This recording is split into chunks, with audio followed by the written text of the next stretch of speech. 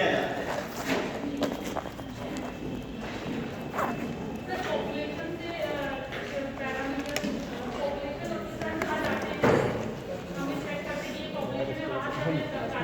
पास करते हैं हम लोग पास करते हैं कोई बात नहीं वही रखते हैं। थोड़ा बहुत जनरल मतलब हमारा ये है कि आप इससे प्रीवियस नॉलेज में रखते हैं, तो ये बहुत अच्छी बात है कि आपके हिस्ट्री वाले होने चाहिए कि आप ये नया नहीं है, तो आप दशा प्रणाली पढ़ रहे हैं तो आप इससे प्रीवियस नॉलेज रखते हैं, ठीक। इसके साथ ही आगे बढ़ते हैं आपकी प्रीवियस नॉलेज के साथ। सबसे पहले बात करते हैं पॉपुलेशन की। कोई भी सब्जेक्ट होता है, कोई भी सैंपल होता है, वो हमेशा हम पॉपुलेशन में ड्रॉ करते हैं। पॉपुलेशन एज ए होल होता है, जैसे हम होल मानते हैं। Population is any group of individual that has one or more characters in common with that target from individual and are the interested of the researcher. यानी यहाँ कहने का मतलब ये है कि जो हमारा पॉपुलेशन है वो हमारा कुछ भी हो सकता है। सपोज अगर ड्रॉ करके यहाँ दिखाते हैं आपको,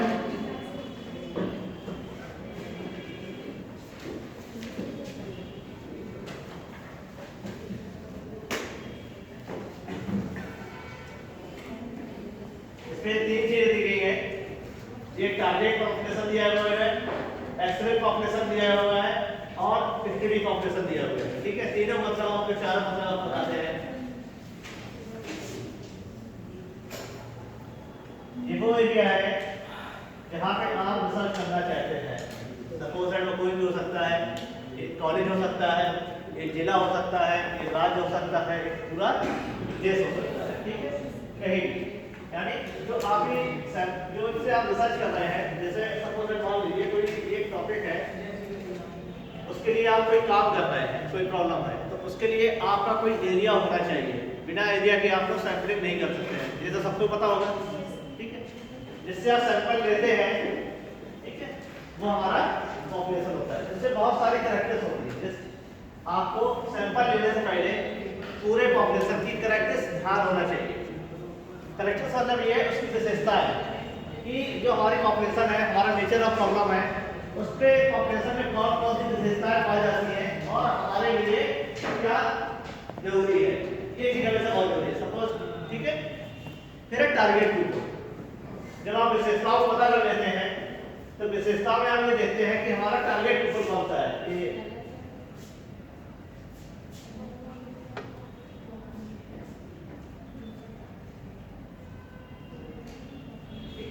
इसमें हम सबसे डिसाइड करते हैं कि हमारे टारगेट ग्रुप कौन कौन से हैं। कोई पॉपुलेशन होती है, जैसे महाविद्यालय में जब आ रहे हैं, महाविद्यालय हमारे एक पॉपुलेशन हो गया, तो वहाँ देखेंगे महाविद्यालय में छात्र भी पढ़ते हैं, छात्राएं पढ़ते हैं, अध्यापक भी होते हैं, ठीक है, कर्मचारी भी होते हैं।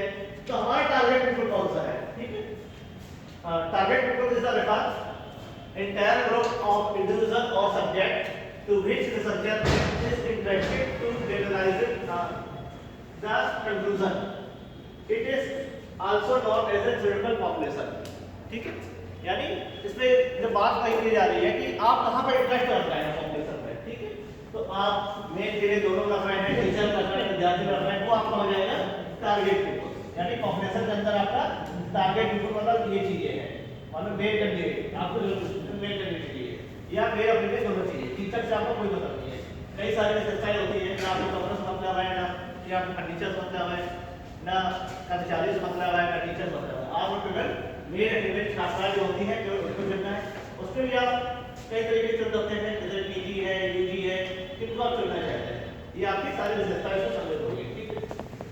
फिर है accessible population is the subset of target population and is also known as the study population, ठीक है। किस किस को आप इस पे एक्सेस करने वाले हैं, किस पे आप अध्ययन करेंगे। जिन पे भी आप अध्ययन करेंगे वही अध्ययन पूरी पॉपुलेशन में जनरलाइज होते हैं। यानी इसके द्वारा जो भी रिजल्ट इस पे निकलेंगे, जो भी कंक्लूजन निकलेंगे आज पर्सन के द्वारा, जिससे वो जनरलाइज होते हैं। सपोज दैट मान लीजिए कि जैसे हम कहें कि पुरुषों की कार्य क्षमता महिलाओं की कार्य क्षमता से अधिक होती है, ये हमारी हाइपोथेसिस है। इसके लिए हमने क्या किया, एक महाविद्यालय से कोई डेटा मिला है तो डेटा हमारे महाविद्यालय हो गया। तो हमने क्या किया, महाविद्यालय से मेल भी ले लिए और फीमेल ले लिए, ठीक है। डेटा लेने के लिए हमने क्या किया, उसमें टूल अप्लाई कर दिया। टूल सबको समझते हैं, टूल अप्लाई कर दिया।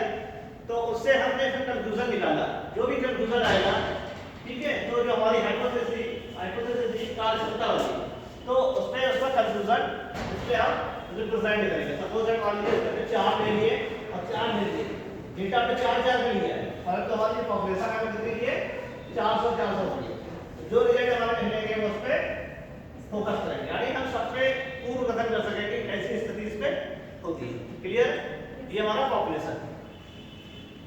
अब जो ये ड्रॉ करते हैं, सैंपल जो ड्रॉ करते हैं, इससे जो निकालते हैं, इस पे इसकी बात करते हैं।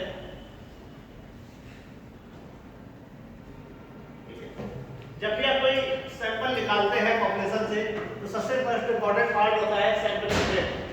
सैंपल फ्रेम का मतलब ये है कि आपको उसकी सारी कैरेक्टर्स पता है, प्रत्येक कैरेक्टर्स पता है, यूनिट पता है, कौन मिसिंग है कौन मिसिंग नहीं है, ये सारी चीजें आपको उसमें सैंपल फ्रेम जब बनाते हैं तो आपको पता चल जाती है। सपोज दैट इस महाविद्यालय से आपको विद्यार्थी को चयन करना है, तो सबसे पहले आप क्या करेंगे, यहाँ पे कितनी क्लासेस है, कितने डिपार्टमेंट है, डिपार्टमेंट में कितने स्टूडेंट है, स्टूडेंट में कितने बॉयज है, कितने गर्ल्स है, ये सब आपके सैंपलिंग फ्रेम के एक हिस्सा होंगे। क्योंकि जब आप सैंपलिंग फ्रेम बनाते हैं तभी आप सैंपल का चुनाव कर सकते हैं। दूसरा तरीके से ऐसे आप ग्राफ चले जाएंगे, ऐसे हमने इसको खड़ा कर लिया, इसको खड़ा कर लिया, तो ऐसे सैंपलिंग फ्रेम नहीं बनता है, पूरा उसमें डिजाइन होता है कि फिर उसके बाद पता चलता है कि आप क्या करने वाले हैं, ठीक है। तो sampling frame is a complete, accurate and updated list of the unit in the population. ठीक, क्लियर है।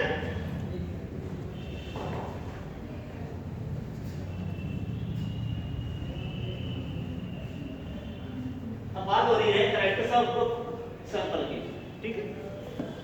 सबसे एक होता है रिप्रेजेंट और एक होता है,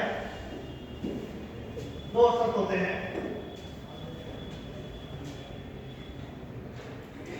एक होता है उपलब्धता,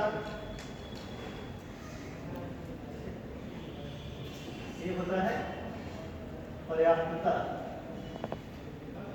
और रिप्रेजेंट की क्या होता है भाई,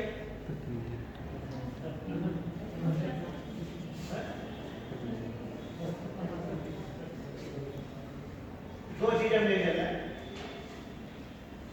यानी सबसे पहले ये देखेंगे, सपोज दैट मान लीजिए कि आपका 400 का सैंपल है, ठीक है।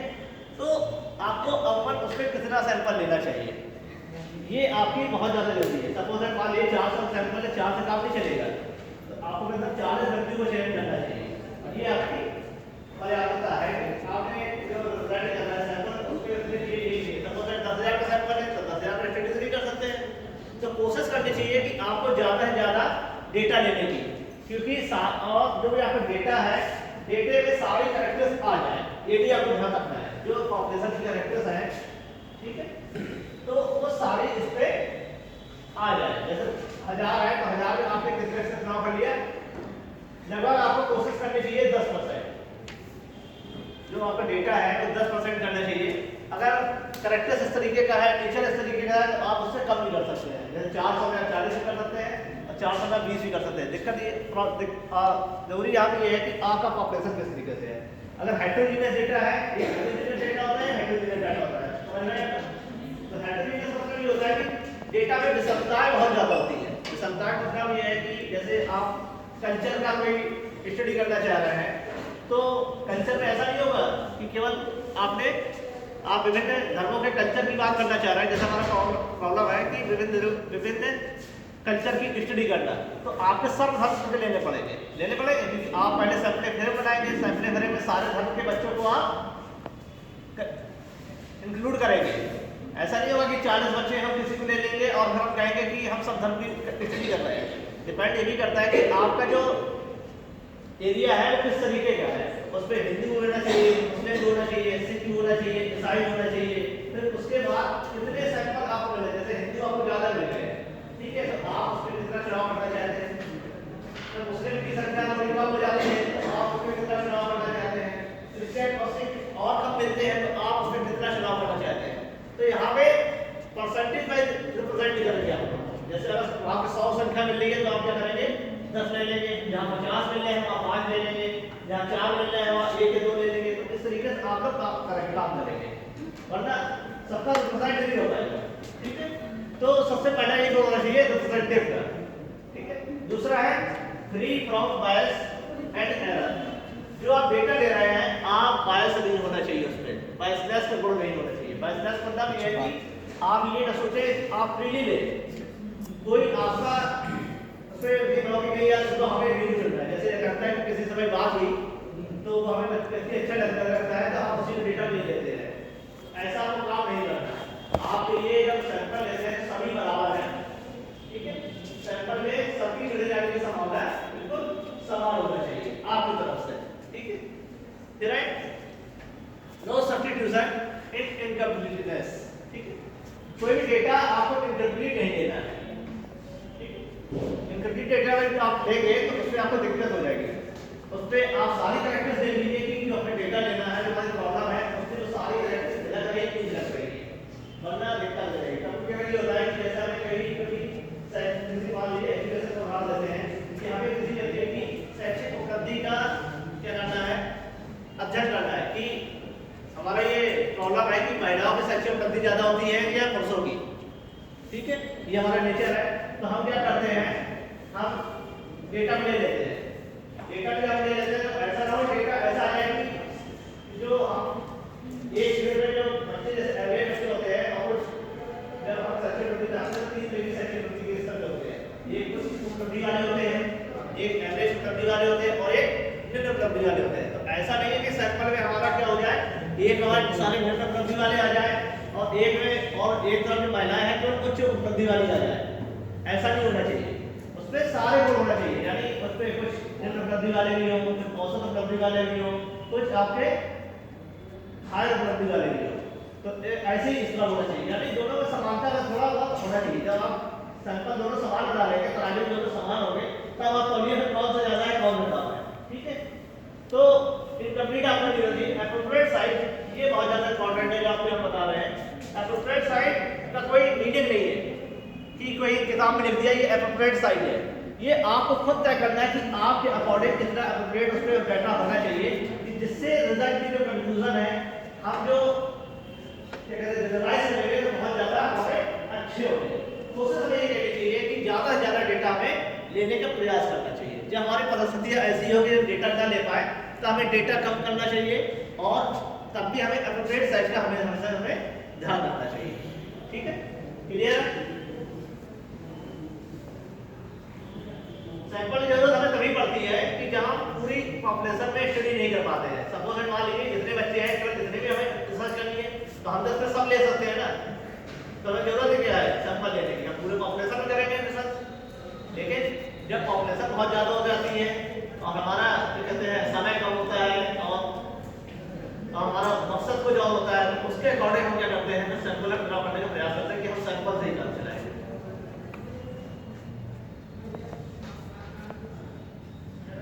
बात करते हैं सैंपलिंग की। Process of choosing a representative proportion of the entire population. जो आपकी पॉपुलेशन है उससे जो आप रिप्रेजेंट उसका तय कर रहे हैं, यानी इसके रिप्रेजेंट है। सपोज दैट ऐसे कोई मीटिंग होती है या कुछ होता है तो वहाँ पे रिप्रेजेंट बनाए जाते हैं कॉलेज के रिप्रेजेंट, यानी आप किसी को भेज देते हैं तो आपके पूरे कॉलेज जो आप कहेंगे वो पूरे कॉलेज का रिप्रेजेंटेटिव होगा, जो बात रखी जाएगी पूरे कॉलेज में। सपोज दैट आप टीवी देखते होंगे, टीवी में क्या होता है कि कोई पार्टी के लीडर आते हैं बात करने के लिए, वो उनके रिप्रेजेंट होते हैं, जो आप बात कहते हैं वो पूरी पार्टी की बात होती है। ठीक है, यानी पूरे होलिस्टिक। तो ऐसी बात है process of choosing a representative population of the entire population. ठीक है, फिर इस दैट स्टेप आता है it is an integral part of research methodology, यानी ये रिसर्च का महत्वपूर्ण पार्ट है, उस पर ये समाहित है। बिना इसके आप कोई काम नहीं कर सकते हैं। क्वालिटेटिव रिसर्च हो या फिर क्वांटिटेटिव रिसर्च हो, आपको कुछ ना कुछ चूज करना ही पड़ेगा जिससे आप डेटा लें। डेटा आप हमेशा सैंपल से ही लेते हैं, इसलिए महत्वपूर्ण पार्ट है रिसर्च मेथोडोलॉजी का। ठीक, it involve selecting a group people, event, behaviour or other relevant with which to conduct study. इस पे आप सारी चीजें, इस पे आप कोई ग्रुप पीपल समाहित करते हैं, कोई समारोह को सम्मिलित करते हैं, कोई बिहेवियर सम्मिलित करते हैं। सारे एलिमेंट होते हैं जो स्टडी आप कंडक्ट करने के लिए चाहते हैं, वो सारे इस पे आप समाहित करते हैं, पूरी विशेषताएं इस पे आप समाहित करने का प्रयास करते हैं।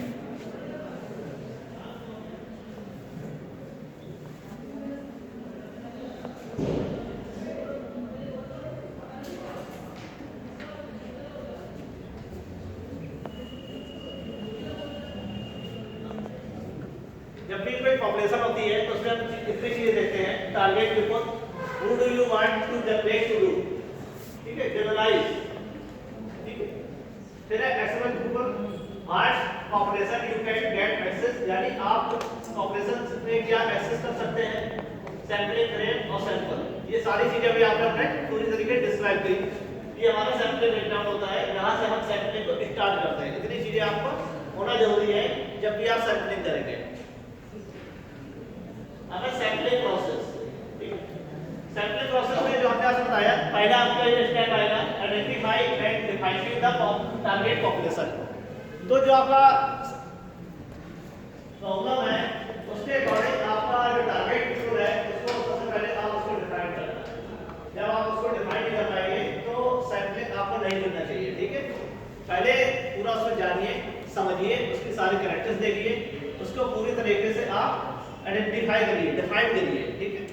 दूसरा है describing the essential population and ensuring separate है, यानी आप इंश्योर हो जाइए जो आपने डिस्क्राइब किया है, जो आपने पूरा उस पे जो सैंपलिंग फ्रेम जो आप बना रहे हैं उसमें भी सारी चीजें हैं कि नहीं है, ठीक है। कोई चीज मिसिंग तो नहीं है, जैसे कि आप रिसीव डेटा की थी, कोई चीज मिसिंग तो नहीं है, तो उसको सैंपलिंग फ्रेम बनाए तो उसके हमेशा ध्यान रखें कि उसमें सारी चीजें समाहित होनी चाहिए जो आपके प्रॉब्लम के लिए एस्टिफाई, जो हाइपोथेसिस हो, जो आपका ऑब्जेक्टिव हो, उसमें वो सारी बातें आ जानी चाहिए। नेक्स्ट आता है स्पेसिफाइड सैंपलिंग यूनिट, यानी कोई स्पेसिफाई करना चाहते हैं तो आप उस पे स्पेसिफाई क्लियर कर सकते हैं। जैसे ये आपने सैंपलिंग यूनिट बना लिया पॉपुलेशन से, ये मेल है, ये फीमेल है, ये रूरल के हैं, ये अर्बन के हैं, इस तरीके से बना लिया। ये 50 है, इनकी संख्या 10 है, इनका ये है, इनका ये, ऐसा बना लिया, ठीक है। आप कोई यूनिट को आप डिफाइन करना चाहते हैं, कोई इसको चुनाव करना चाहते हैं, उससे भी आप कोई यूनिट को आप चुन सकते हैं, ठीक है। डिटरमाइन द सैंपल साइज, आप सैंपल साइज डिसाइड करिए कितना सैंपल आपको लेना है। दो चीजें आपको ध्यान रखनी है, उस पर प्रतिनिधित्वता का गुण होना चाहिए और पर्याप्तता का गुण होना चाहिए।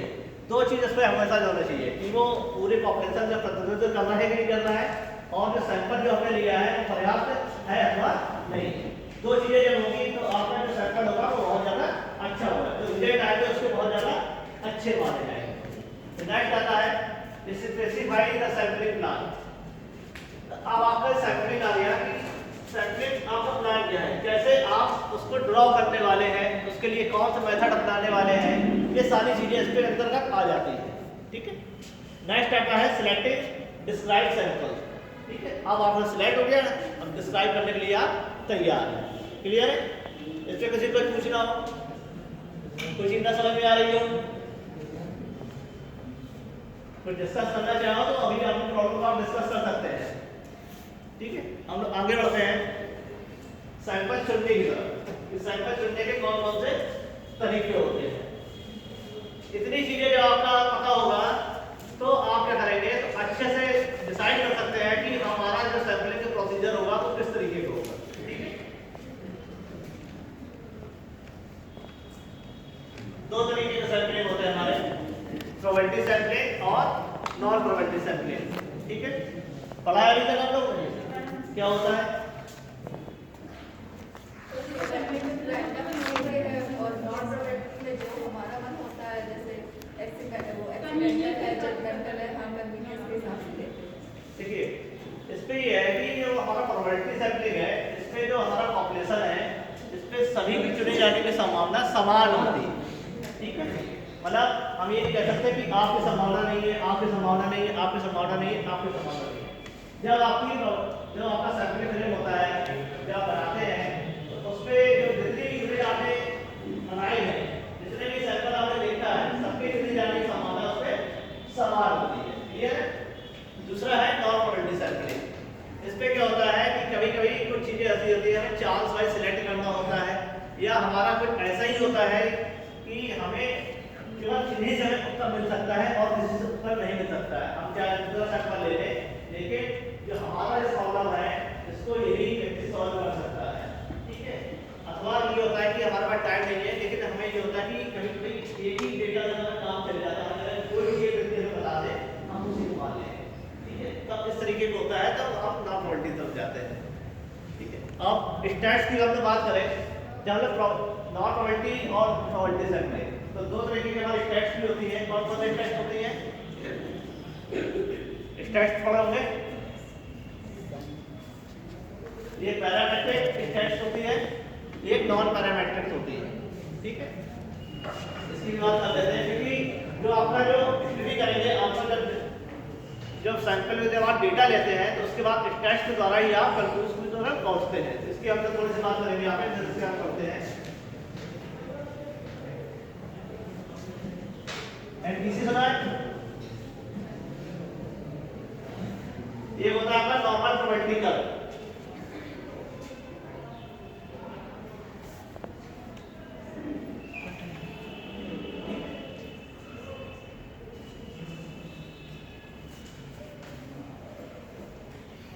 ये होता है नॉर्मल प्रोबेबिलिटी कर्व। जो आपका डेटा होता है, जो आपका सैंपल होता है, यानी इसको कहते हैं नॉर्मली डिस्ट्रीब्यूटेड, ठीक है। नॉर्मली डिस्ट्रीब्यूटेड का मतलब समझना है, ये आपका मध्य भाग हो गया यानी मीन, ठीक है। ये आपका फिलॉसफी मान है, यानी डेटा होते हैं समान तरीके से फैले रहते हैं, ठीक है। जैसे मान लो आप बुद्धि का कोई टेस्ट लेना चाह रहे हैं, तो उस पर सामान्य बुद्धि के भी होंगे, ठीक है। सामान्य से ये ज्यादा होते जा रहे हैं, यानी बहुत ज्यादा हो जा रहा है। कभी कभी जैसे सपोज मान लीजिए सामान्य बुद्धि 90 की होती है, ठीक है। फिर 100 वाले के लिए है, 110 वाले के लिए है और 140 वाले के लिए, ये आपका बहुत ज्यादा बुद्धि लगती होती है। यानी हम लोग जो है सामान्य पुरुष है, यदि कोई बहुत ज्यादा एक बार पढ़ने में सीख जा रहा है तो क्या हो रहा है, वो प्रखर बुद्धि की तरफ बढ़ रहा है, यानी ऐसे लोग बहुत कम होते हैं। ये तो नॉर्मल हो गए, नॉर्मल पीपल हो गए, लेकिन ऐसे लोग बहुत कम होते हैं, ठीक है। फिर ये बस बुद्धि तरफ हम लोग बढ़ रहे हैं। तो कुछ लोग ऐसे होते हैं कि हम कितना ही पढ़ाएं तो बिल्कुल पढ़ नहीं पाते हैं, यानी सारी विशेषताएं हैं इसमें। जब हमारा डेटा नॉर्मली रूप से डिस्ट्रीब्यूटेड होता है तब हम कहते हैं कि हमारा जो डेटा है वो नॉर्मल डिस्ट्रीब्यूटेड है। जब नॉर्मल डिस्ट्रीब्यूटेड होता है तो हम क्या करते हैं, एक बार प्रोबेबिलिटी सैंपलिंग और नॉन प्रोबेबिलिटी सैंपलिंग, फिर हम ये डिसाइड करते हैं कि किस तरीके से हम जो डेटा लेना हम चाह रहे हैं, ठीक है। अगर प्रोबेबिलिटी सैंपलिंग लेते हैं और उस पे नॉर्मलिटी के गुण भी अगर पाया जाता है तो हम लोग पैरामीट्रिक स्टैट्स की तरफ बढ़ते हैं। पैरामीट्रिक स्टैट्स जैसे टी टेस्ट है, एफ टेस्ट है, एनोवा है आपका, ठीक है। ये आपके पैरामीट्रिक स्टैट्स के मुख्य उदाहरण है, ठीक है। फिर non probability test. Non probability test में ये होता है कि जब ऐसा होता है कि जो हमारा डेटा होता है नॉर्मली डिस्ट्रीब्यूटेड होता है। सपोज दैट आंकड़े हैं वो हमारे एक साइड इफेक्टिव हो गए, सपोज दैट हाई है, ये समझ ले लिए, तब डेटा तो आपका सब हाई आता है, तो नॉर्मल कैसे डिस्ट्रीब्यूशन है, जब अंतर आप लोग कैसे करेंगे, अंतर भी नहीं कर पाएंगे। और ये भी हो सकता है कि एक तरफ में कम बहुत ज्यादा कम वाले ले लिए, एक तरफ में बहुत ज्यादा वाले ले लिए, तो निश्चित रूप से क्या दिख रहा है, ये समान अंतर है। तो नॉर्मल कहाँ पे है, यहाँ पे नॉर्मल की बात ही नहीं आई। डेटा आपका जब नॉर्मल नहीं है तो आप क्या करेंगे, फिर किस पे जाएंगे, स्टैट्स में, नॉन पैरामीट्रिक स्टैट्स की तरफ, ठीक है। जो हमारी जो नॉन प्रोबेबिलिटी सैंपलिंग है, ज्यादातर जो सैंपलिंग जो हमारी नॉन प्रोबेबिलिटी सैंपलिंग है, इस पे नॉन पैरामीट्रिक टेस्ट लगता है, लेकिन ये जरूरी नहीं है कि हम नॉन पैरामीट्रिक लगाएं। अब आप देखेंगे कि इस पे नॉर्मलिटी के गुण है कि नहीं है। यदि आपने नॉन पैरामीट्रिक टेस्ट से यूज किया है, देखिए डेटा अगर हमारा नॉर्मल है तो आप क्या करेंगे, पैरामीट्रिक टेस्ट का प्रयोग कर सकते हैं। अगर तो उसकी कोई कंडीशन होती है उसको आप देख लीजिएगा, ठीक है, कोई भी डेटा लगा सकते हैं। तो इतनी सारी चीजें हैं। नॉन प्रोबेबिलिटी टेस्ट पे आप क्या जाते हैं, सर इनके एग्जांपल और बताइए, जैसे सेंसस है और एनएफएचएस है, तो हमारे जो national family health survey data है उसे किस में रखेंगे, इसमें नॉन प्रोबेबिलिटी में आ जाएगा कि प्रोबेबिलिटी सैंपलिंग? जो नेशनल सर्वे सैंपलिंग है वो हमारा नॉन प्रोबेबिलिटी सैंपलिंग के अंदर आता है, क्योंकि वहाँ हमारा कोई भी डेटा को कलेक्ट कर लेते हैं। सेंसस, ठीक है, सेंसस आपका उस पे आता है प्रोबेबिलिटी सैंपलिंग में, क्योंकि उनको एक एक यूनिट का पता होता है कि इसमें किसी को छोड़ते नहीं है पूरी तरीके से। तो जब उनका जो डेटा होता है उसी के अकॉर्डिंग निकलता है प्रोबेबिलिटी सैम्पलिंग। उनको सारी कैरेक्टर्स पता होती है कि किस घर में कितने बच्चे हैं, कितने आपके गैजेट्स हैं, कितने ये। अब जो सर्वे होता है तो सब कुछ लिखा होता है, तो प्रोबेबिलिटी सैम्पलिंग के अंतर्गत है। ठीक है, ये आपको तय करना है कि आपका जो सैंपल है वो प्रोबेबिलिटी सैम्पलिंग के अंतर्गत है, नॉन प्रोबेबिलिटी सैम्पलिंग है। वो तब हो पाएगा कि सपोज दैट अगर अपने पास दो ही कंडीशन होती है, जब आपकी ये पॉपुलेशन है, ये पॉपुलेशन है, जब सबकी चुने जाने की संभावना समान है तो वो प्रोबेबिलिटी है। ठीक है, जब सभी के चुने जाने की संभावना समान नहीं है तो वो नॉन प्रोबेबिलिटी है। क्लियर है? ये तय करेगा कि आपने किस तरीके का आपका प्रॉब्लम है।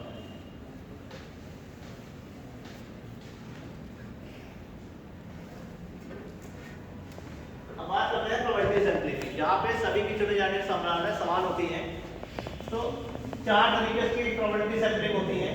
यानी ये है क्या, जो आपका सैंपल है इसको आप कैसे चुनेंगे अपने एस्टिमेट के लिए, उसके ये तरीके हैं, ड्रॉ करने के तरीके हैं कि कैसे पॉपुलेशन से सैंपल आप ड्रॉ कर सकते हैं।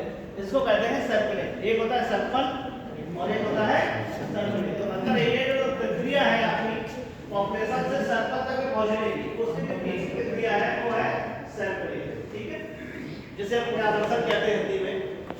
तो पहला आपका आता है सिंपल रैंडम सैंपलिंग। कैसे करेंगे सिंपल रैंडम सैंपलिंग?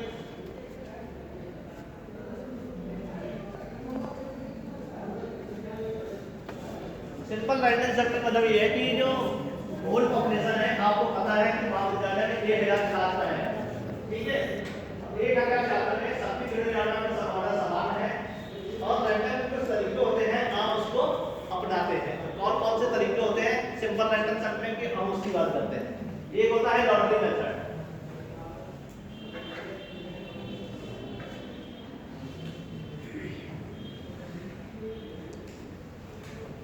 एक होता है आपका लॉटरी मेथड। लॉटरी मेथड में ये होता है कि जैसे कोई 100 बच्चे की आपने पर्चियां बना ली या कुछ सारणियां बना ली, उसके अकॉर्डिंग आप उसको सैंपल को नॉर्मल तरीके से रैंडम रूप से चुनते रहते हैं। ठीक है, जैसे सपोज मान लीजिए कि आपने 100 बच्चे हैं, 100 में 10 को चुनना है, आपने 10 की पर्ची बना ली और आखिर में करके ऐसे देखिए 10 निकाल ली। ठीक है, अब जो भी आ गया रैंडम है, यानी 100 पर्ची आपने डाली थी, 100 की चुने जाने की संभावना है समान है। क्लियर? अब इसमें दो चीजें आती है, विद रिप्लेसमेंट और विदाउट रिप्लेसमेंट। ठीक है, इसका मतलब ये है कि जो हमारा जो ईच प्रोबेबिलिटी है, जैसे सपोज मान लीजिए पहले हमारी एक आइटम की चुने जाने की संभावना है, एक सैंपल की चुने जाने की संभावना है 100 की।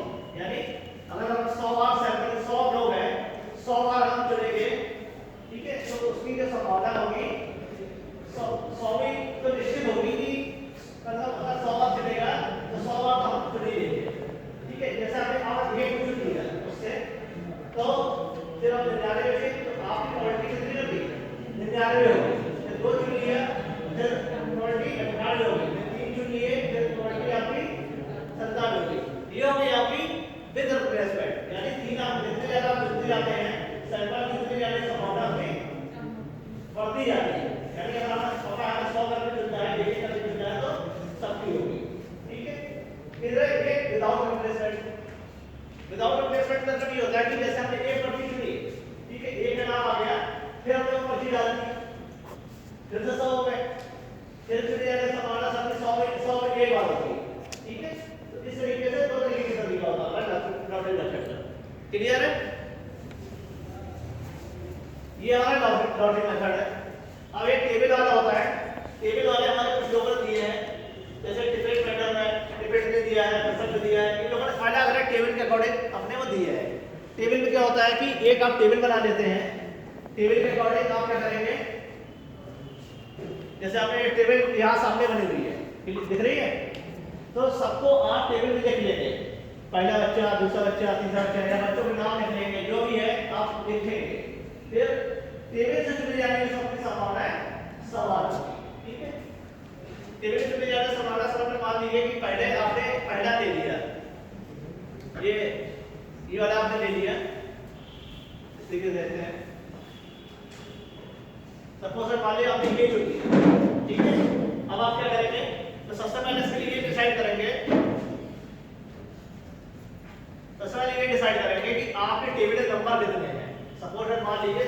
नंबर कितने हैं आपके 100 नंबर है, ठीक है। 100 नंबर में आपको यूनिट कितनी लेनी है, कितनी लेनी है, 20 लेनी है। सपोज मान लो आपको 100 में से 20 का चुनाव करना है, ठीक है। तो 100 बटे हम 20 कर देंगे तो कितना आया 5। तो हम क्या करते हैं, ये मेथड होता है कि या तो आप 20 ऐसे ही चुन सकते हैं, कोई भी आपने 20 ले लिए, ये टिपेट मेथड हो गया। जब प्रेशर मेथड में पढ़ेंगे आप लोग, सॉरी ये प्रेशर मेथड में ये होता है कि कोई भी आप 20 चुन सकते हैं। लेकिन जब टिपेट मेथड में पढ़ते हैं तो ये होता है कि जैसे पहले आपने यूनिट चुनी पहली, इसके बाद फिर 5 यूनिट कौन सी है, फिर उसके बाद फिर 5 यूनिट कौन सी है, फिर उसके बाद 5 यूनिट, जैसे मान लो 6 यूनिट आपने चुन ली, ठीक है। और व्यक्ति आपका सिलेक्ट हो गया 100 में से, जो आपने पहला हाथ रखा, पहली बार उंगली करके वैसे रख दिया, तो आपका 6वां व्यक्ति सिलेक्ट हो गया। अब आप क्या करेंगे, 6 + 5 यानी फिर 11वां व्यक्ति सिलेक्ट करेंगे, फिर आपका 16वां व्यक्ति सिलेक्ट करेंगे, फिर आपका 21वां व्यक्ति सिलेक्ट करेंगे। ऐसे आप 20 यूनिट का चुनाव करेंगे।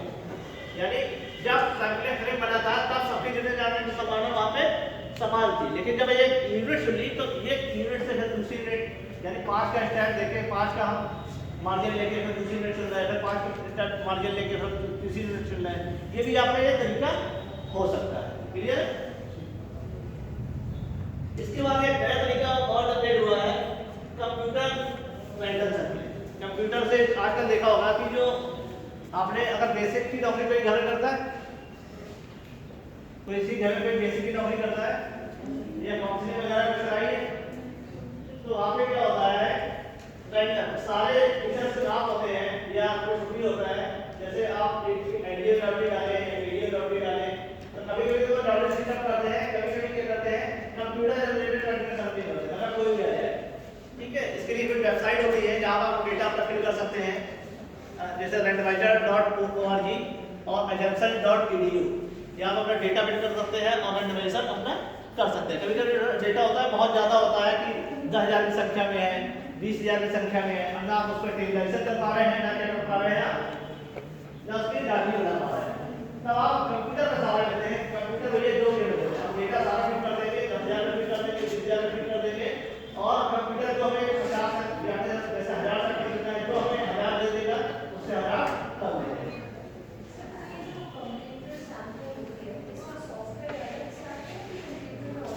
नहीं, कंप्यूटर ऑलरेडी जैसा सॉफ्टवेयर भी होता है, नहीं जैसे आपने 1,000 का डेटा कर दिया, अब आपको कहना है आपने केवल 100 चुनना है, आपने डाला केवल 100 सैंपल दे दो, ठीक है। या तो आपने ऐसे डेटा भेज डाला, ठीक है, 500 भेज 500 भेज, लेकिन 1,000, तो आप क्या करेंगे, हमें 550 भेज चाहिए, 50 भेज चाहिए, इसलिए दिया कोई भी जनरेट करने को दे देगा, यानी सभी तरह से बना कोई भी दे सकता है, ठीक है। ये कंप्यूटर जनरेटेड आपको देगा कि कंप्यूटर के द्वारा आप डेटा को चुन रहे हैं, क्लियर है। सपोज दैट मान लीजिए कि आपको 10,000 का डेटा आपने कंप्यूटर फिट कर दिया है, ठीक है। अब आपको फिटने के लिए इस पे 100 लोग चाहिए, तो वो 100 लोग बहुत से होंगे, ठीक है। आप डेटा शीट होगा, अपने कंप्यूटर में केवल 100 सैंपल 100 फिट करेंगे, 100 कोई भी फिर आपको 100 दे देगा, ठीक है। कोई भी 100 देगा, तो उसी के आप प्रैक्टिस को लेके अध्ययन करेंगे, अध्ययन करके जो भी आपने रिसर्च निकलेगा, जो कंक्लूजन निकलेगा, वो सारे में अप्लाई कर देंगे, क्लियर है।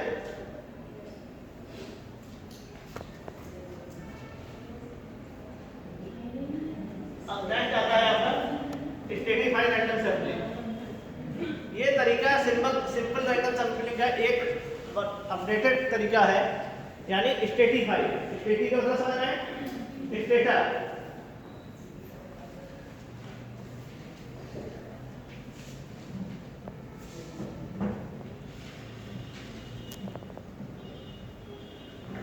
स्टेटा आपका कुछ भी हो सकता है, जैसे सोशल स्टेटस, यानी हायर सोशल स्टेटस और लोअर मेल फीमेल या क्लास के अकॉर्डिंग हम कर लें, एमए बीए, ठीक है। या तो स्टेटा हो गया। अब स्टेटा के अकॉर्डिंग आप सेपरेट चुनाव करेंगे, यानी इस पे भी आपको चुनाव करना है और इस पे भी चुनाव करना है, लेकिन जो इसके यूनिट का चुनाव किया जाएगा, पहले आप स्टेटा बना लेंगे, यूनिट का चुनाव किया जाएगा वो सिंपल रैंडम सैंपलिंग मेथड से ही किया जाता है, क्लियर है। कभी-कभी आपका कोई तरीका होता है कि आप कुछ 2 यूनिट में कोई विभेद देखना चाह रहे होते हैं, यानी इस महाविद्यालय में और इस महाविद्यालय में क्या अंतर है। ठीक है, तो महाविद्यालय आपके दो हो गए, लेकिन जो आप सैंपल चुनेंगे इस महाविद्यालय का और इस महाविद्यालय का, ठीक है, ये दो स्टेटा हो गए आपके, यानी ये कॉलेज 1 कॉलेज 2। ठीक है, तो जो भी स्टेशन रहेगा वो जो यूनिट चुनेंगे आप लोग सैंपल से, ये सैंपल हो गया और ये दो सैंपल हो गया। ठीक है, ये इस तरीके हो गया। यहाँ पे आपको दो पॉपुलेशन भी हो सकती है और एक पॉपुलेशन से भी आप स्टेटा बना सकते हैं। जैसे यही आप क्लासरूम में बैठे हैं तो मेन फीमेल अपने मेल का डेटा अलग ले लिया, फीमेल डेटा अलग ले लिया, यानी पॉपुलेशन हमारी एक है, लेकिन एक पॉपुलेशन हमने दो स्टेटा बना लिए, मेल अलग और फीमेल अलग। और 50 महिलाएं यहाँ है और 60 पुरुष है, तो सबकी चुने जाने की संभावना यहाँ पे समान है। ठीक है, जो हम 50 से चुनेंगे महिलाओं से वो सिंपल रैंडम तरीके से चुनेंगे, जो 60 से पुरुष से चुनेंगे वो भी हम सिंपल रैंडम तरीके से चुनेंगे। क्लियर है स्टेटस? तो यहाँ पे स्टेटिफाइड रैंडम सेपरेट हो जाता है। कुछ तरीके होते हैं, दो तरीके के होते हैं, एक प्रोपोर्शनेट होता है, एक नॉन प्रोपोर्शनेट होता है। ठीक है, ये यहाँ पे प्रोपोर्शनेट की हम बात करते हैं। ठीक है, देख रहा है, जैसे यहाँ पे 3 आपके स्टेटा है, BA first year, BA second year, BA third year. Total student आपके 250 के हैं और फिर आपका बीए सेकेंड ईयर में टोटल स्टूडेंट कितना है? 100 है। फिर बीए थर्ड ईयर में टोटल स्टूडेंट 250 है। अब आपको कितना चुनना चाहिए? अब आपने प्रोपोर्शन तय कर लिया 50 का, यानी हम 50 में से यूनिट चुनेंगे। 50 में क्या चुना, यानी आपने 5 का 100 में प्रोपोर्शन चुना, तो 5 में प्रोपोर्शन चुना तो आपके 50 आ गए। यहाँ पे 2 प्रोपोर्शन चुना तो यहाँ पे 20 आ गए। यहाँ 3 के प्रोपोर्शन चुना, यहाँ पे आपके कितने आ गए? 30 आ गए। इस तरीके से आपने 100 का चुनाव कर लिया। क्लियर है? ये आपका प्रोपोर्शन हो गया, यानी पूरा प्रोपोर्शन आपने बराबर लिया है। अगर हम यहाँ बटे 5 करते हैं,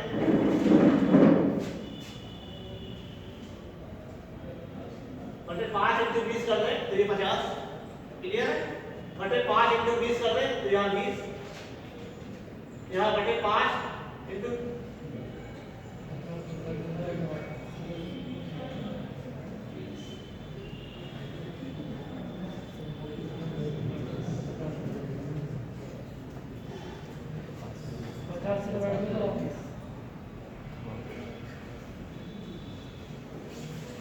यानी यहाँ पे ये है कि आपने 5 प्रोपोर्शन में रखा है, यानी आप 5 आप ले सकते हैं।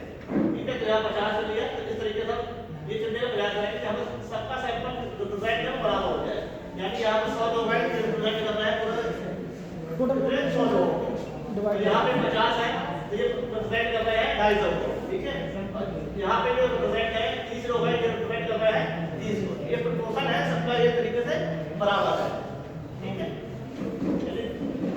100 है तो 20 है, 150 हो गया तो 30 है, 200 हो जाएगा तो 400 है, 500 है और 250 हो गया तो इसका 50 है। इस तरीके से हम इसको प्रोपोर्शन में डिवाइड करते हैं। क्लियर है? अब बात करते हैं, अब हमारे दूसरा प्रोपोर्शन है डिस्प्रोपोर्शनेट। यहाँ पे हमें 100 यूनिट का चुनाव करना है। ठीक है, यूनिट हमारी वही है 250, 100, 50 और ये हमारा 500। अब आप क्या करेंगे कि हमें केवल 100 में लेना है, तो आप क्या करेंगे बीए फैक्टर करके 33 ले लिए, बीए सेकंड ईयर सबने क्या लिया 33 ले लिए, तो हमें कितने बचे 34 चाहिए, तो बीए थर्ड ईयर सबने 34 ले लिए। तो ये हमारा डिस्प्रोपोर्शनेट हो गया। क्लियर? तो आप कोशिश करनी चाहिए प्रोपोर्शन में लेने का, यानी सबका प्रतिनिधित्व में समान हो। ऐसे ही कर सकते हैं, वैसे ही कर सकते हैं, क्योंकि आपको जो स्टडी करना है वो 100 में करना है। अब दिक्कत ये होती है कि यहाँ पे 34 में 150 लिए और ये थोड़ा लगता है रिप्रेजेंट कर रहा है, ये भी 33 से 100 लिए, ये भी लगता है रिप्रेजेंट कर रहा है, लेकिन जब आप 33 में 250 लिए, यानी जब इसका कैलकुलेशन निकलेगा तब अप्लाई करेंगे, इसका कैलकुलेशन अप्लाई करेंगे, इसका कैलकुलेशन इसको अप्लाई करेंगे, तब जो इसका कैलकुलेशन होगा तो वो ज़्यादा अच्छा आपका नहीं होगा, क्योंकि ये प्रतिशत ज़्यादा नहीं करता है। कर आप सकते हैं, ऐसा नहीं कि नहीं कर सकते हैं, लेकिन आपको कोशिश करना चाहिए कि सबका कैलकुलेशन और सबका बराबर। ठीक है, ये आपका स्ट्रेटिफाइड रैंडम सैंपलिंग है, यानी 3 स्टेटा है। ठीक है, और आपने तीनों के सैंपल को डिस्ट्रीब्यूशन किया है, और जो होल है आपका कितना है 100 है।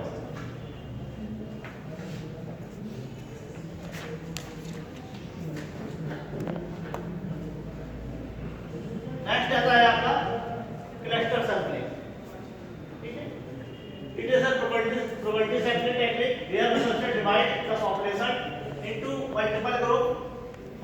researcher will select random group with a sample random और systematic random sampling, ठीक है, टेक्निक ऑफ डाटा कलेक्शन और डेटा एनालिसिस। यानी जो आपका यहाँ पे है दोनों चीजें समाहित है, यहाँ रैंडम सैंपलिंग भी समाहित है और आपकी स्टैटिक एंड रैंडम सैंपलिंग भी इससे समाहित है। यहाँ भी होता है कभी कभी प्रॉब्लम हमारी ऐसे होती है कि आप क्या करते हैं कि सपोज है कोई बड़ा प्रॉब्लम क्षेत्र है, ठीक है, अब आप उसके अध्ययन करना चाहते हैं कि उसके जीवन से क्या क्या बदलाव आ रहे हैं या उसकी जीवन शैली अब किस तरीके से, पहले तो बहुत अच्छे से रहते थे, ठीक है, बाढ़ आ गई, अब वो किस तरीके से रहना लगे हैं, तो आप क्या करेंगे फिर देखेंगे कहाँ कहाँ पे बाढ़ आई है, उसको आप क्लस्टर बांधेंगे, ये बाढ़ ये आई है, ये हमारा ये हो गया, ये बाढ़ ये आई है, ये हमारा ये हो गया, ये बाढ़ ये आई है, ये हमारा ये हो गया। छोटे छोटे हमारे एरिया रहते हैं जहाँ पे प्रोसेस करने चाहते हैं, यानी ये भी बाढ़ पहाड़ क्षेत्र है, ये भी बाढ़ पहाड़ क्षेत्र है, ये भी बाढ़ पहाड़ आपका क्षेत्र है।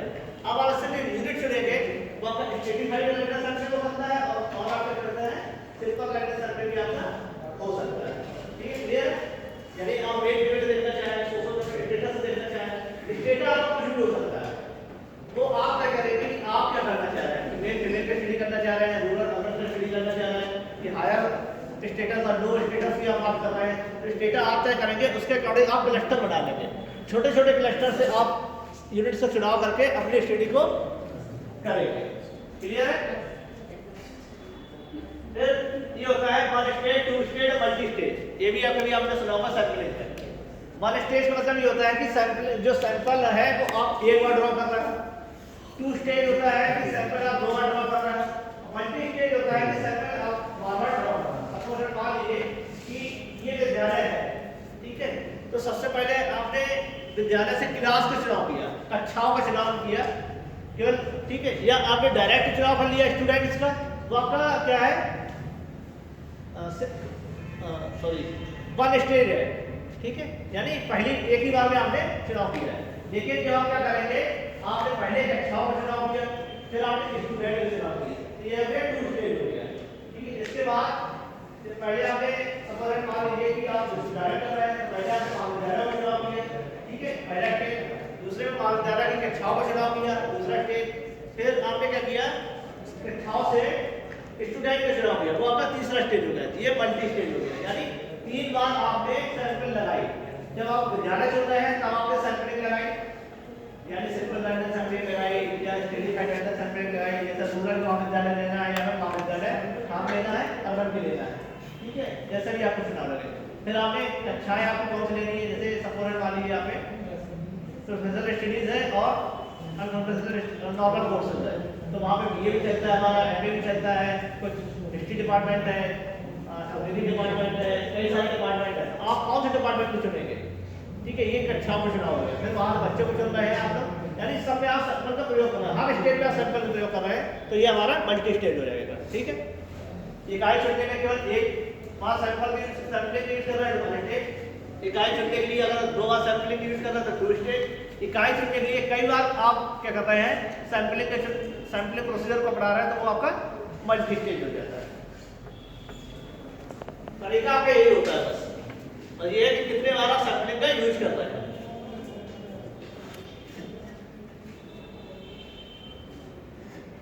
अब आता है non probability sampling. Non probability sampling में आपका आता है कोटा सैंपलिंग, पर्पसेस और जजमेंटल सैंपलिंग, एक्सीडेंटल सैंपलिंग जैसे हम इंसिडेंटल सैंपलिंग कहते हैं, और स्नोबॉल सैंपलिंग, ठीक है। और भी आपको एक किताबें देखेंगे तो कई किताबों में आपको और भी उदाहरण लेंगे, तो ऐसा नहीं है केवल यही है कि 1-2 और भी होते हैं जो उसको हमने समाज नहीं किए, मोटे मोटे जो है वो अपने यहाँ पे सम्मिलित किए हैं। कहीं कहीं आप देखेंगे कोटा और कलेक्टर को एक मान लिया जाता है, तो आपको वो नहीं होना है, क्या कहते हैं बस नहीं होना कि सर ने हमें ये बताया था और ये हमें ये लिखा है। तो किन्हीं किन्हीं किताबों ने लोगों ने कोटा और कलेक्टर को एक मान लिया है, और कहीं कहीं कोटा को ही उसमें कलेक्टर को हटाकर उसने क्या किया है सिर्फ प्रोबेबिलिटी सैंपलिंग के भाग मान लिया। लेकिन यहाँ पर हमने दोनों इस तरीके से बताया कि कोटा सैंपलिंग अब यहाँ पे जो है वो आपका थोड़ा अलग हो जाता है, उसको यहाँ पे डिस्क्राइब करेंगे कैसे अलग हो जाता है। सबसे पहले बात करते हैं यहाँ पे कोटा सैंपलिंग की। लिखा है most commonly used non-probability sampling. The researcher recognized the different strata or population, but that select the number of user.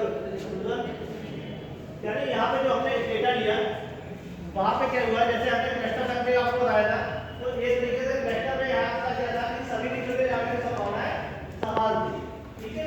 लेकिन अब यहाँ पे नहीं है, तो हमने क्या किया, यहाँ आपने काउंट किया तो यहाँ से 5 लोग ले लिए, 5 के यहाँ आ जाओ, आपने काउंट किया तो 5 को यहाँ आ जाओ, आपने काउंट किया तो 5 को, मतलब कोई भी हमारा मतलब है 8 लोगों का संख्या है, तो कोई भी काउंट ले लो, ठीक है। ये तो यहाँ से ले लिया, यहाँ से ले लिया, यहाँ से ले लिया, तो ऐसा एक कोटा डिसाइड करते हैं, ठीक है। तो इस तरीके से आपका एक कोटा सर्कुलेट हो गया।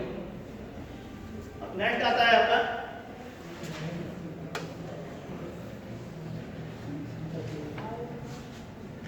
Composite circulate, judgemental circulate. जैसे हम जजमेंटल सर्कुलेट कहते हैं, जैसे आप महाविद्यालय जा रहे हैं तो हम एक उदाहरण के रूप में समझाते हैं महाविद्यालय में कि आपको जानना है कि महाविद्यालय की स्थिति कैसी है, ठीक है, या आपका ये मतलब है कि महाविद्यालय कितने बजे खुलता है, ठीक है।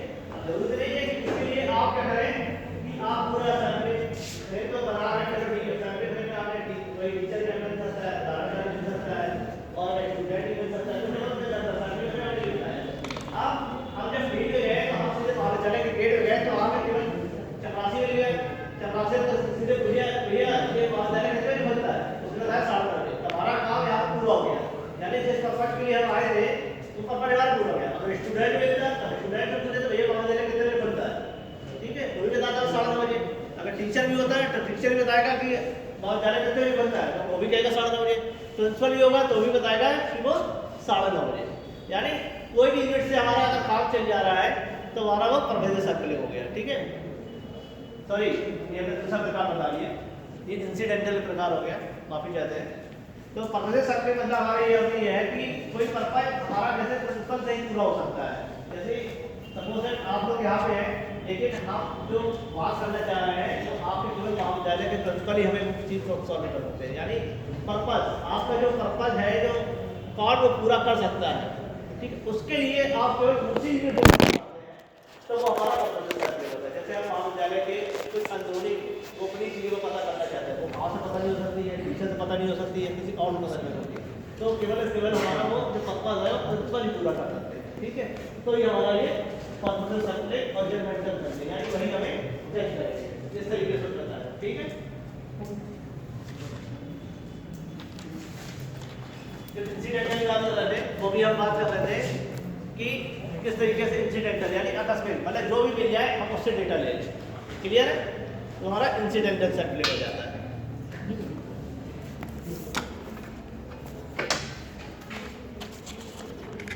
नेक्स्ट आता है स्नोबॉल सर्कुलेट। स्नोबॉल सर्कुलेट जैसे इसका हिंदी हम लोग कहते हैं हिंदुंदक बॉल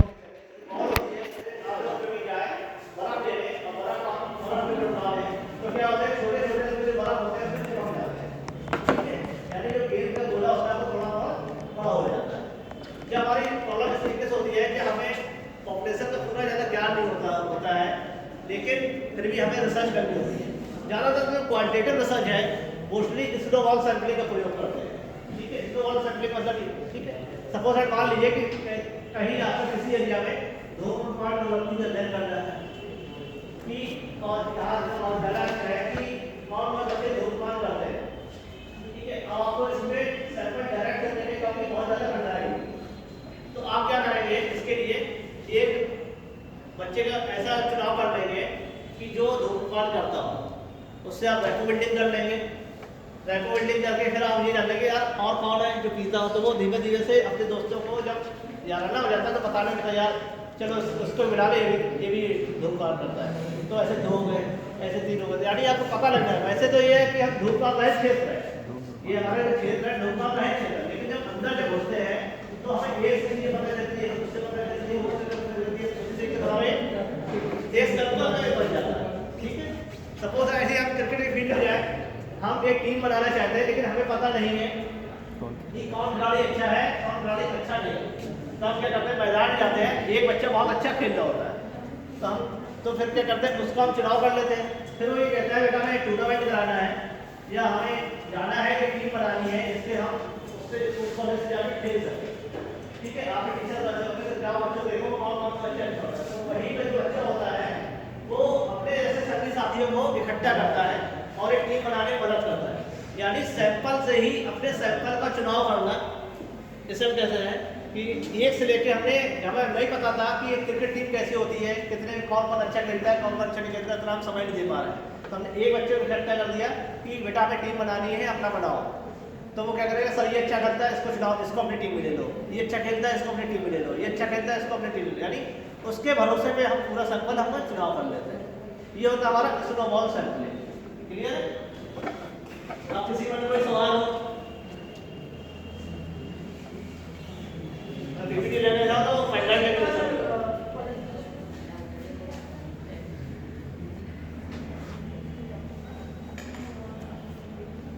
पीपीटी लेना, पेनड्राइव लेके हो तो ले लो। ठीक है, डेटा नहीं है हमें। क्लियर है? और किसी में कोई सवाल सैंपल मिले?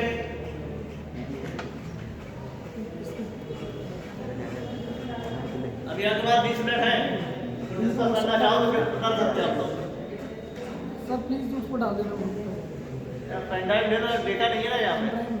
अब वहाँ घर में हमें याद नहीं रहती है, अगर किसी पास हो तो ले लो, अपना शेयर कर देना। ठीक है, पेन ड्राइव है आपके पास?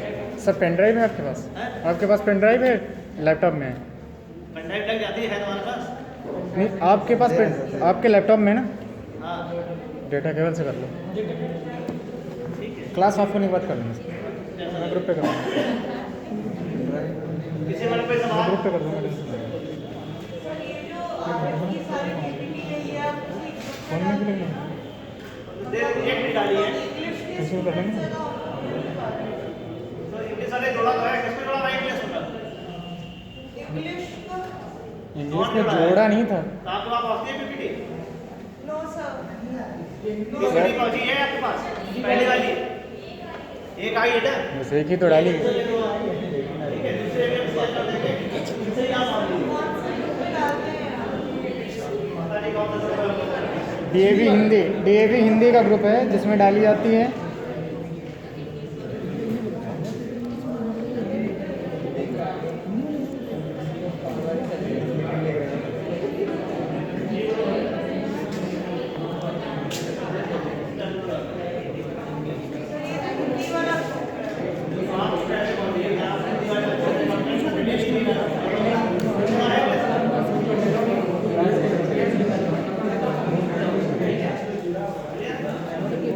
आपको सवाल है हमारे आपके पास, ठीक है, आपको उनको जवाब बताने हैं, तो हमें लगेगा कि आपको थोड़ा बहुत समझ में आ जाए।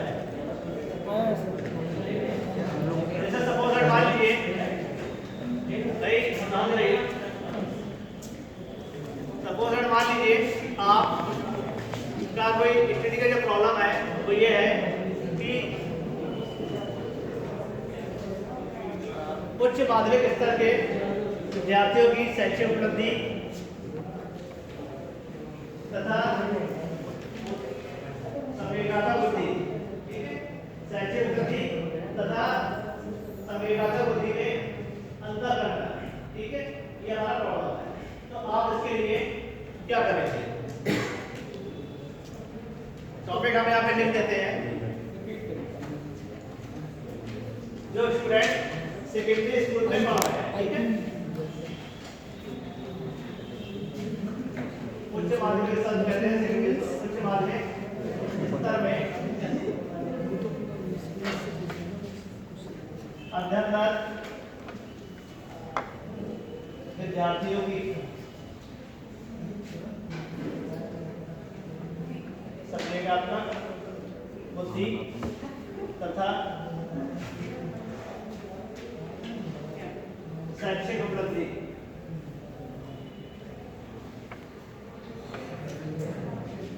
का तुलनात्मक अध्ययन करना, ये आपका टॉपिक है, ठीक है। तो इसके लिए आप क्या करेंगे? प्रोबेबिलिटी सैम्पलिंग में हम रैंडम सैम्पलिंग कर सकते हैं। कैसे करोगे? सर हमें IQ EQ यही तो पता करना है। इसमें आप कौन सा सैंपल सकेंगे, बहुत ज़्यादा अच्छा रहेगा। स्ट्रेटिफाइड में तो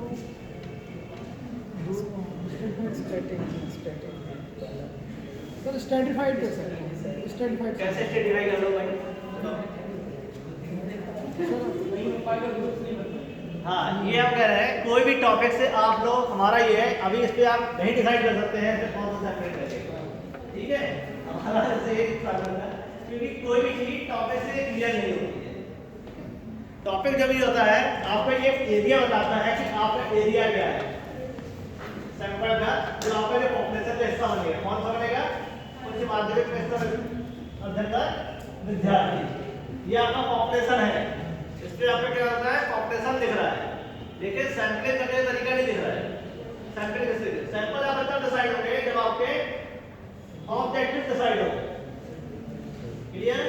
पहला ऑब्जेक्टिव, दूसरा ऑब्जेक्टिव, तीसरा ऑब्जेक्टिव, चौथा ऑब्जेक्टिव, आपके ऑब्जेक्टिव किस तरीके के हैं? यदि हमने इसमें मेल फीमेल का रखा है तब आप डिवाइड कैसे?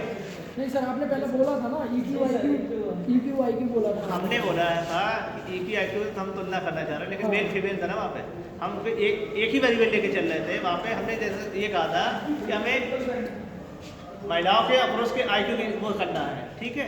तो हम उसकी बात कर रहे थे। देखिए यहाँ पे हम अभी इसकी बात कर रहे हैं, दो वेरिएबल है, हमें इसका और इसका, ठीक है? दो वेरिएबल है, ठीक है? इनका अध्ययन करना चाह रहे हैं, तो इसके लिए हम पहले डिसाइड करेंगे कि हम इसका अध्ययन करेंगे, फिर हम इसका अध्ययन करेंगे, फिर इसमें कोरिलेशन लगाना चाहते हैं या क्या करना चाहते हैं। यानी सबसे पहले हमें करना है कि पहला हमारा काम होता है, कोई भी स्टडी होती है, सबसे पहले हम अपने ऑब्जेक्टिव को डिफाइन करें कि हमारा जो प्रॉब्लम है उससे हम क्या क्या ऑब्जेक्टिव लेके चल रहे हैं। इसमें हमारा एक ऑब्जेक्टिव भी हो सकता है, दो ऑब्जेक्टिव हो सकते हैं, 3 हो सकते हैं, 4 हो सकते हैं, 10 हो सकते हैं, 15 हो सकते हैं। कितने ऑब्जेक्टिव्स आप बना रहे हैं, सबसे पहले डिफाइन तो ये है, ठीक है? आप लोग सबसे पहले कोई भी स्टडी है, सबसे पहले उसका क्या करेंगे? ऑब्जेक्टिव ही डिसाइड करेंगे। उसके बाद ऑब्जेक्टिव के अकॉर्डिंग आप क्या करेंगे? हाइपोथेसिस डिसाइड करेंगे। पहले बताया था हमने, जैसे एक ऑब्जेक्टिव है, एक ऑब्जेक्टिव के लिए एक या एक से अधिक हाइपोथेसिस भी आप बना सकते हैं, ये भी हमने बताया था। ऐसा नहीं है कि आपके 4 ऑब्जेक्टिव है तो आपके थीसिस में 4 ही हाइपोथेसिस होंगी, ऐसा नहीं है। कभी कभी कोई हाइपोथेसिस, कभी कभी ऑब्जेक्टिव आपका ऐसा भी होता है जहां आपका हाइपोथेसिस की आवश्यकता नहीं होती, लेकिन हमें तब भी डेटा कलेक्ट होना होता है कि उस डेटा के माध्यम से ही उस उद्देश्य की पूर्ति हम लोग कर सकते हैं। आप लोग जब भी थीसिस करें तो आप लोग हमेशा उद्देश्य की पूर्ति करिए, ना कि हाइपोथेसिस के लिए। हाइपोथेसिस आपके उद्देश्य के लिए है, उद्देश्य आपके प्रॉब्लम के लिए है। क्लियर है? इसी हो जाएगी। जब आपके हाइपोथेसिस और ऑब्जेक्टिव क्लियर हो जाएंगे तब आपको डिसाइड हो जाएगा कि आपका जो सैंपलिंग करनी है वो किस तरीके से करनी है कि हम ऐसा डेटा ले सकें कि हम पूरे ऑब्जेक्टिव को डिफाइन, पूरे ऑब्जेक्टिव को हम सॉल्व कर सकें, और यह हाइपोथेसिस जो हमारी है उसको हम क्या करें? वेरीफाई कर सकें, ठीक है? उसके अकॉर्डिंग आप लोग सैंपल डिसाइड करेंगे। ऐसा नहीं है कि टॉपिक लिख दिया ये कि डिपेंड ये कि आप क्या करने जा रहे हैं, जब क्या करने जा रहे हैं तो ऑब्जेक्टिव पर डिसाइड होता है, ठीक है? क्लियर है? तो ये चीज हमेशा अपने ध्यान रखिए। कुछ आपको हम इससे रिलेटेड कम से कम 10 क्वेश्चन ऑब्जेक्टिव भेजेंगे ग्रुप पे, तो अंग्रेजी वालों को भी आप सॉल्व कर दीजिएगा, और कल आप लोग ईमानदारी से बताइएगा उस पर कि आंसर क्या होना चाहिए, ठीक है? ये आपके लिए एक्सरसाइज होगी। अभी हम सेंड कर देंगे ग्रुप पे आपको, घर जाके 15 से 10 क्वेश्चन होंगे, तो आप लोग अपना टेस्ट लीजिए कि जो हमने जो किया है वो समझ आ रहा है, ठीक है? रिसर्च जो है आपको समझ में आनी चाहिए, कोई भी चीज़ है, केवल आपने सुन लिया या कुछ हो लिया उससे बढ़ चाहिए। यानी यदि आप उस कंडीशन में फंसे तो आप में इसका निर्णय लेने की क्षमता हो कि नहीं ये चीज़ सही है कि ये चीज़ हम इस पर लगाएंगे। रिसर्च में हर भी चीज़ के लिए आपको जस्टिफिकेशन देना होता है, यदि आप कोई चीज़ इस्तेमाल कर रहे हैं तो क्यों की है, इसीलिए तो सब पढ़ाया जा रहा है। आप अच्छी चीज़ें जो आपके लिए एप्रोप्रिएट हो, सारी कंडीशन को समझकर कौन सी चीज़ अच्छी आपके लिए है वो आप उसका यूज कर सकें, ठीक है? तो हम लोग आपके लिए सैंपल इस तरीके से भेजेंगे, और सैंपल के क्वेश्चन के अकॉर्डिंग आप लोग उस पर करने का प्रयास करिए, ठीक है? और किसी में कोई सवाल हो? ये सारे मेथड्स हैं, क्या वास्तव में इसे अप्लाई करता है? डिपेंड ये करता है प्रॉब्लम किस तरीके से। मेथड तो सब होते हैं, मेथड इसीलिए बने हैं कि कोई ना कोई अप्लाइड है। भाई हमारा नेचर इस तरीके का है तो सर ये हम सिंपल रैंडम सैंपलिंग नहीं कर पाएंगे। नेचर इस तरीके का है स्ट्रेटिफाइड रैंडम नहीं कर पाएंगे। नेचर इस तरीके का है सर हम क्लस्टर नहीं कर पाएंगे। नेचर कुछ तो होगा भाई, ये नहीं तो ये नहीं तो ये नहीं तो डिपेंड ये है कि आप सबसे पहले अपनी प्रॉब्लम को समझिए, अपने ऑब्जेक्ट को समझिए, फिर उसके बाद डिसाइड करिए कि हमारे लिए क्या बेहतर है। क्लियर? हमें सबसे पहले कोशिश करनी चाहिए रिसर्चर के रूप में प्रोबेबिलिटी सैंपलिंग यूज करें। ठीक है, देखिए कभी कभार ऐसी स्थितियां आ जाती हैं कि प्रोबेबिलिटी सैंपलिंग संभव नहीं हो पाती है, तब हम नॉन प्रोबेबिलिटी की तरफ बढ़ते हैं। ऐसे ही जब हम रिसर्चर के रूप में होते हैं, स्टेटस के रूप में हम लोग क्या करते हैं, पैरामीट्रिक स्टेट्स का सबसे ज्यादा प्रयोग करना चाहते हैं। देखिए कभी कभी परिस्थितियां ऐसी आ जाती है कि हमें नॉन पैरामीट्रिक की तरफ बढ़ना होता है, क्योंकि हम ये सोचते हैं काम सबसे बढ़िया करें। अब आप घर से आपने घर बनवाया तो सोचते हैं यार हम सबसे अच्छी खिड़की लगवाएंगे, लेकिन हम देखते हैं बजट हमारा इतना है तो थोड़ा अपने जेबी पे डाउन करते हैं, और बजट होता है तो और डाउन करते हैं, और बजट और डाउन करते हैं। ऐसी हर चीज है, यानी हम सबसे बेस्ट तरीका अपनाएंगे। नहीं हो पा रहा है तो हम संतुष्ट हैं, नहीं हो पा रहा तो डिपेंड नहीं करता है कंडीशन किस तरीके का है। ये सबसे पहले आपको डिसाइड करना है, क्षमताओं का, कंडीशंस का, तो वो डिसाइड करना है। ठीक है, जैसे अभी सर्दी चल रही है, कम सर्दी है तो आपको ये होता है कि यार नहीं हमें इससे काम चला देना है। ज़्यादा सर्दी होती है तो आप फिर क्या करें, नहीं यार इससे काम नहीं चलेगा हमारा, तो आप दूसरा जैकेट निकालते हैं। ऐसे ही होता है ना, तो ऐसी सैम्पलिंग मेथड है, स्टेटस मेथड है, ये सारे सब ऐसे ही होते हैं, क्योंकि आप अच्छा देखना चाहते हैं और अच्छा पहनना चाहते हैं। लेकिन कभी कभी होता है कि नहीं यार हम अच्छा नहीं देखेंगे कि हमारी कंडीशन ऐसी है तो हम लोग ठिठुर हो जाते हैं। ठीक है, लेकिन हम क्या करेंगे, क्या कैसा भी हो पहनेंगे। ठीक है, ऐसी रिसर्च का एक काम है। क्लियर?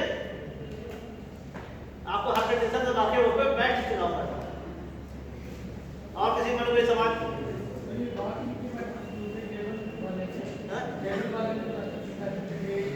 ये सारे होते हैं, जैसे टिकट वाला मैंने बताया था जो 5 वाला है, जो आपका बताया था ये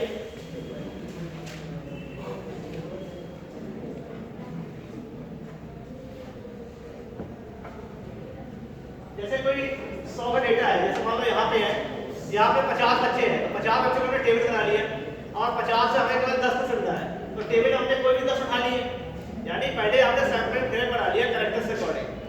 ठीक है, जब सैंपलिंग ग्रेड बन गया कि आपको 10 इकाइयों को चयन करना है, इसके लिए जैसे सपोज हम मान लीजिए यहाँ पे आप लोग 10 लोग 50 लोग हैं, अगर यदि हम कहें कि आपका जो प्री क्रिएटिव हो किस तरीके से चला है उसका हम डेटा लेना चाहते हैं। ठीक है, तो हम क्या करेंगे, इन्हीं को 10 बच्चों को डालेंगे। ये तो लाटरी मेथड हो गया कि आप आ जाओ आप आ जाओ आप आ जाओ आप आ जाओ। एक हमने या तो टेबल बना लिया, हाँ इस पे देखा ये टेबल हमारे पास है, अच्छा बेटा तुम आ जाओ, यानी उसने आके बोला कि ये बेटी को तुम्हारा इस तरीके से है। ठीक है, फिर हमने किया अच्छा बेटा तुम आ जाओ, अच्छा बेटा तुम आ जाओ, अच्छा बेटा तुम आ जाओ, यानी 10 लोगों को उसने बारी बारी से बुला लिया।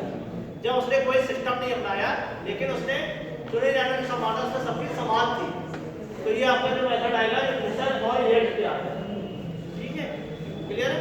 यानी जो सबकी चुने जाने की संभावना समान है, लेकिन ये डिसाइड नहीं है कौन पहले आएगा कौन बाद में आएगा, कोई भी आ जाए, पहले तुम आ जाओ फिर तुम आ जाओ, लेकिन 10 लोगों को हमने बुला लिया और 10 लोगों ने जो आपने बोला तो पूरी क्रिएटिव कोर्स में तो आपने रिप्रेजेंट किया। ठीक है, क्लियर? फिर हम क्या करेंगे, 100 का हमारे पास टेबल है, फिर हम क्या करेंगे, रैंडमली हमने क्या किया कि एक बच्चे का हमने चुनाव कर लिया, वो बच्चा आ गया 7वां नंबर।